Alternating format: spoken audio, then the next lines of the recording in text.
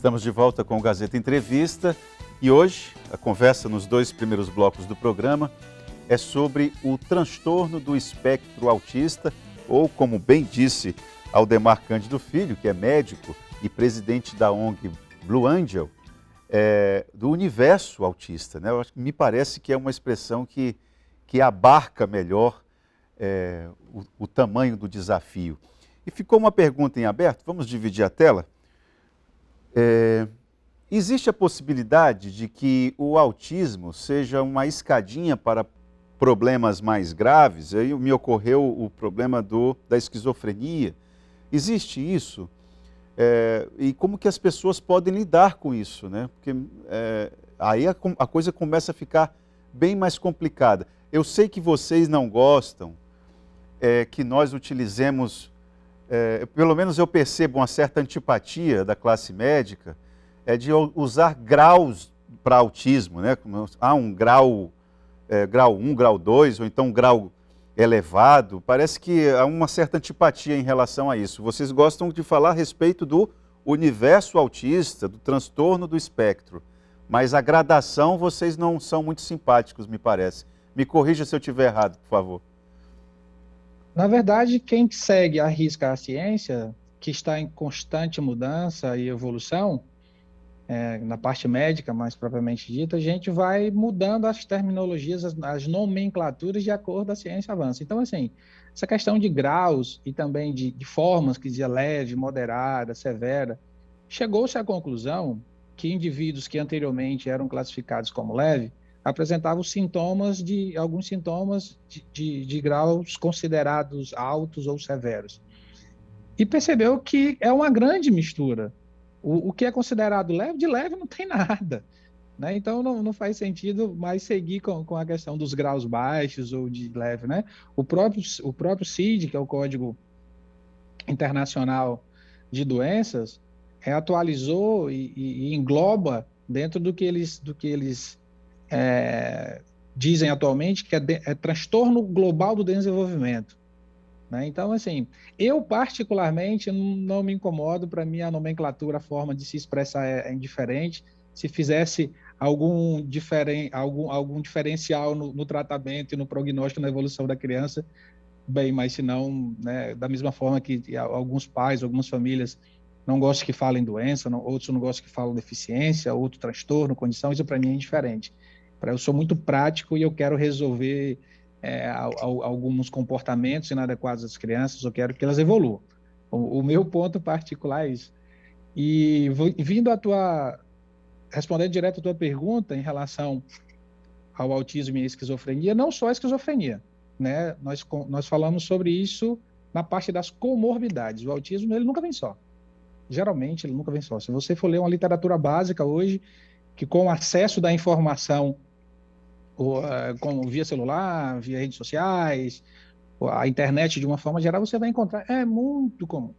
O autismo, ele sempre vem acompanhado, ele é a pontinha, né? Igual fala-se sempre, a pontinha do iceberg.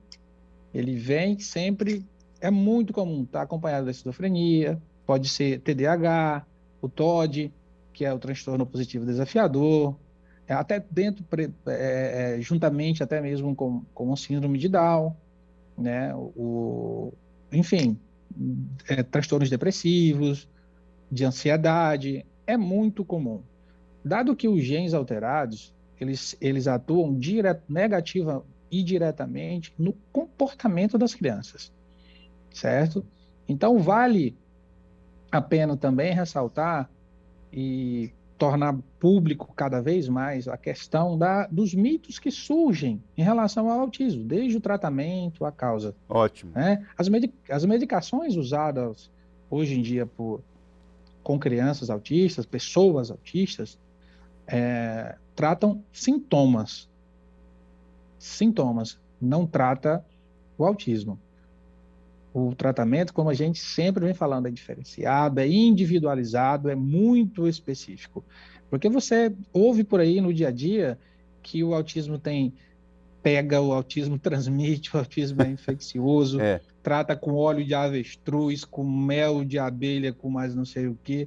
Então, isso são inverdades, com vitaminas, com polivitamínicos, e isso não existe. O tratamento de autista hoje em dia são umas terapias específicas, quanto mais específicas, dentro delas tem a equipe multidisciplinar, tem o Denver e o ABA, que são metodologias bem mais avançadas, mas são extremamente caras, estão bem além da nossa realidade. Eu trabalho com o que a gente tem no Acre, com o que a gente até tem no Brasil mesmo, e sempre com um pezinho no chão, tentando melhorar pouco a pouco a vida dessas famílias autistas. Olha, o que seria, na sua avaliação, você que tem experiência já na área, o que seria fundamental, inclusive de nós, da imprensa, trabalharmos para informar melhor as pessoas em relação a esse espectro, a esse universo autista?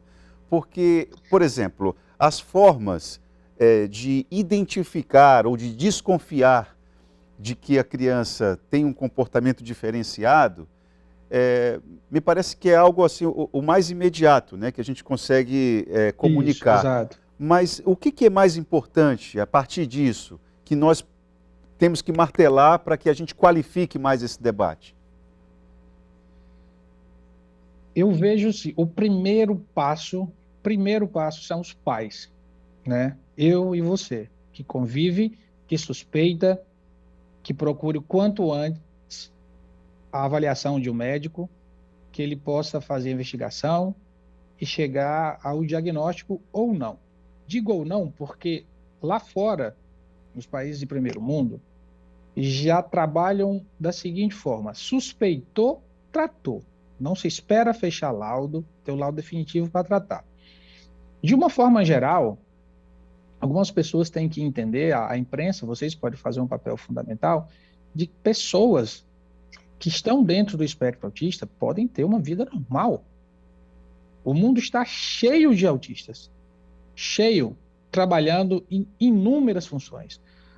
O autista, ele, quando tem uma das milhares de características do autismo, tem um hiperfoco. O autista que ele tem uma super habilidade, que ele consegue, vamos lá, que hoje em dia, né, com a questão da digitalização do mundo de uma forma geral, o autista que ele tem um hiperfoco na parte tecnológica, contrate esse autista. Porque você não vai ter problema de forma alguma. Então, assim, o que eu quero, o que nós queremos, as famílias, é que se desmistifique o que foi criado durante todos esses anos de falta de informação. Já não há mais essa desculpa, eu não sabia. Não sabe porque não procurou, porque não pesquisou. Você está com o mundo nas mãos.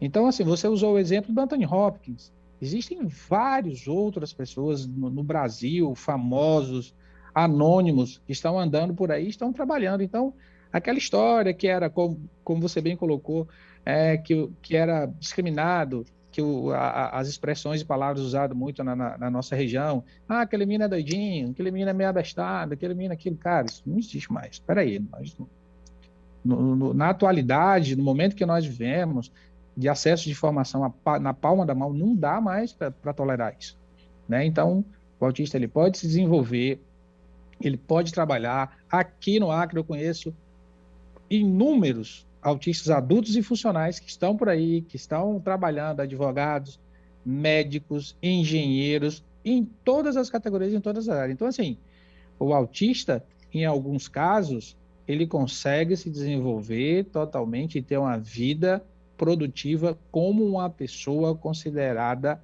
normal. Essa, para mim, é o grande divisor de águas. Eu queria fazer uma pergunta para você, de cunho mais pessoal. Você é um homem de ciência, é um médico, uma pessoa tarimbada a enxergar a vida ali, muitas vezes pelo microscópio, e a partir daquilo ali, entender o que acontece aqui por fora. Como é o nome da sua filha? Lara. Quando você recebeu o laudo, eu queria saber que sensações, você que é um homem de ciência, que sensações lhe chegaram? Qual foi a sua reação? Naquele momento... Vai. Não, Continua. perdão, ao receber o laudo da Laura, né? Eu queria saber o que você sentiu. Naquele momento não era o médico, não era o homem da ciência, era o pai da Lara. A minha reação foi a comum, a mais comum de todas, que foi a negação. Foi a raiva. Foi os porquês, procurar motivos, terceirizar a culpa, questionar tudo, questionar todos, questionar Deus. Não foi diferente do que a grande maioria. Naquela hora, era o Mazinho, o pai da Lara. Isso também faz parte da cronologia do que se vê dentro das famílias. Né? Primeiro vem a negação, vem o luto, porque a psicologia explica que aquele sentimento que nós sentimos é como se fosse a perda de um filho. A Lara com autismo é uma criança, a Lara sem autismo seria outra. Então, naquele momento, o choque psicológico é muito grande, o trauma psicológico. Então, eu me considero um cara que consegui me reerguer muito rápido. Minha negação, meu luto não passou de um mês. Eu percebi que enquanto mais tempo eu tivesse negando, tentando buscar explicações e sofrendo, minha filha estava perdendo tempo para evoluir, para se desenvolver.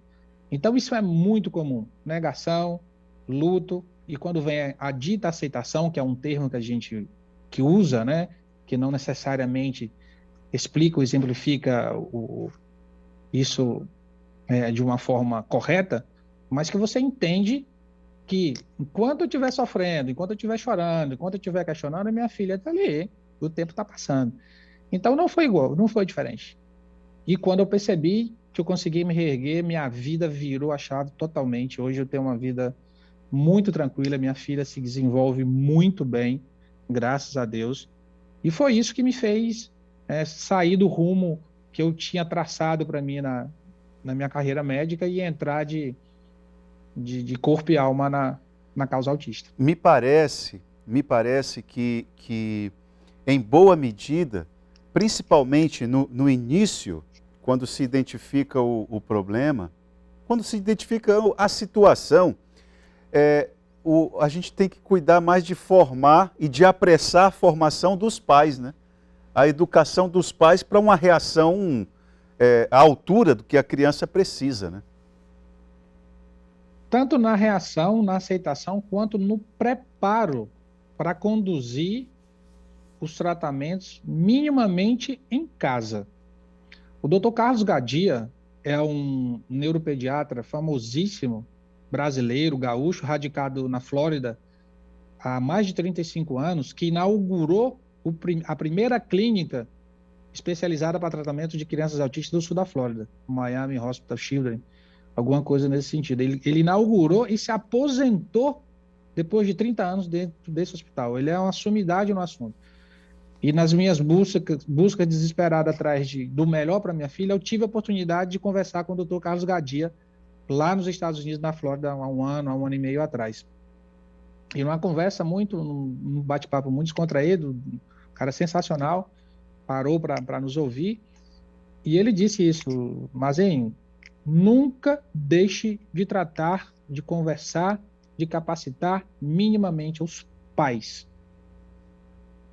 Por isso que hoje, na filosofia de tratamento do Centrim, de condução de terapias, eu não abro mão que os pais estejam dentro do tratamento. Tanto se tratando, porque causa um transtorno, algumas dificuldades que são inúmeras, como para dar continuidade em casa daquilo que é aplicado na clínica. Porque de nada vai me servir que um terapeuta, seja ele qual for, o psicólogo, o terapeuta ocupacional, o fono, enfim, aplique algumas técnicas, essa criança evolua, apresente uma evolução, e que quando ela esteja em casa, na maioria do tempo vai estar com os pais, na hora que ela apresentar certos comportamentos, os pais têm que saber como reagir, para que isso seja uma extensão do tratamento.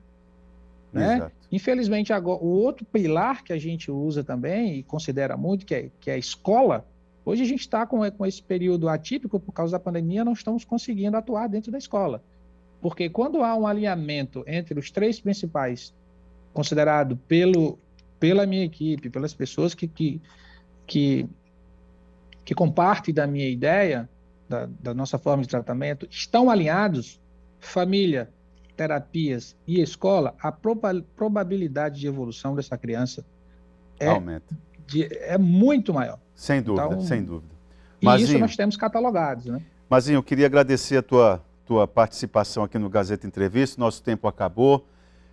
Eu só chamaria a atenção, se tiver algum gestor público assistindo a essa entrevista, de que olhe com carinho o trabalho dessas organizações não governamentais, porque elas fazem um trabalho que os governos estão muito aquém. Então, o apoio a estruturas, a instituições como tanto a Família Azul, quanto o Centrinho, quanto a Blue Angel, podem ser instrumentos estratégicos para que o tratamento eficaz, ou minimamente eficaz, chegue às famílias pobres. Porque uma coisa é o Mazinho é um médico, uma pessoa que tem contatos de articulação fora do país e já tem dificuldades. Você imagina o que é encarar uma situação dessa sendo pobre, às vezes não tem nem o que comer direito, é um aperreio danado, viu? Eu espero que os governos, prefeituras, entendam essa situação e contem com parceiros que podem ser estratégicos e muito mais fortes, que chegam na ponta. Mazinho, muito obrigado pela tua participação aqui. Eu que agradeço. Agradeço pela oportunidade, pelo espaço para continuar divulgando e brigando, lutando pela causa autista. Eu estou 100% à disposição. Quando precisar esclarecer alguma coisa, tem meu número pessoal, estamos aí com as redes sociais. Eu que agradeço mais uma vez. Até mais. Até mais. Muito obrigado pela participação. Nós vamos fazer um breve intervalo e já voltamos com o Gazeta Entrevista.